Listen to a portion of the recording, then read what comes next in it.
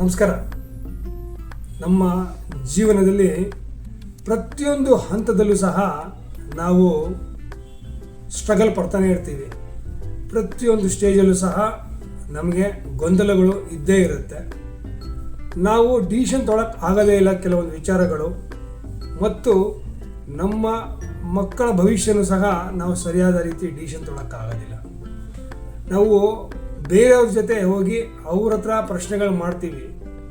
ನಮ್ಮ ವಿಚಾರವನ್ನು ಬೇರೆಯವ್ರ ಜೊತೆ ಪ್ರಶ್ನೆ ಮಾಡಿದಾಗ ಅವ್ರು ಹೇಳಿದ್ದನ್ನು ನಾವು ಜಡ್ಜ್ಮೆಂಟ್ ತೊಗೊಂಡು ಆ ಜಡ್ಜ್ಮೆಂಟ್ ಪ್ರಕಾರ ನಾವು ಏನೋ ಮಾಡೋದಕ್ಕೆ ಹೋಗಿ ವ್ಯತ್ಯಾಸಗಳಾಗ್ತಾ ಹೋಗುತ್ತೆ. ಆ ರೀತಿ ಆಗಬಾರ್ದು ಅಂದರೆ ನಮ್ಮನ್ನು ನಾವೇ ಪ್ರಶ್ನೆ ಮಾಡ್ಕೊಬೇಕು. ನಾವು ಮಾಡ್ತಿರುವಂಥ ಕೆಲಸ ಆಗಿರ್ಬೋದು, ನಿರ್ಧಾರಗಳಾಗಿರ್ಬೋದು ಸರಿಯಾಗಿದೆಯಾ ಆಗ್ಬಿಟ್ಟು ಯೋಚನೆ ಮಾಡಿದಾಗ ಅದಕ್ಕೆ ಸರಿಯಾದ ಉತ್ತರ ಸಿಗುತ್ತೆ. ಅದು ಹೇಗೆ ಅಂದರೆ ನಮ್ಮ ಸಬ್ಕಾನ್ಷಿಯಸ್ನ ಮುಖಾಂತರ. ಅದು ಯಾವ ರೀತಿ?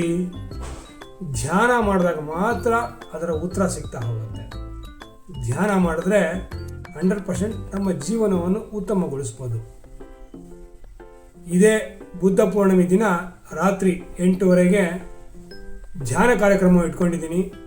ಯಾರ್ಯಾರು ತಮ್ಮ ಗೊಂದಲಗಳಲ್ಲಿ ಸಿಗಾಕೊಂಡಿದ್ದೀರೋ, ತಮ್ಮ ಜೀವನ ಶೈಲಿಯನ್ನು ಬದಲಾಯಿಸೋದಕ್ಕೆ ಇಚ್ಛೆ ಪಡ್ತಿರೋ, ಈ ಒಂದು ಧ್ಯಾನದ ಕಾರ್ಯಕ್ರಮಕ್ಕೆ ಜಾಯ್ನ್ ಆಗಿ ನಿಮ್ಮ ಭವಿಷ್ಯವನ್ನು ನೀವೇ ರೂಪಿಸಿಕೊಂಡು ಉತ್ತಮವಾದ ಜೀವನ ನಡೆಸೋದಕ್ಕೆ ಸಹಾಯ ಆಗುತ್ತೆ.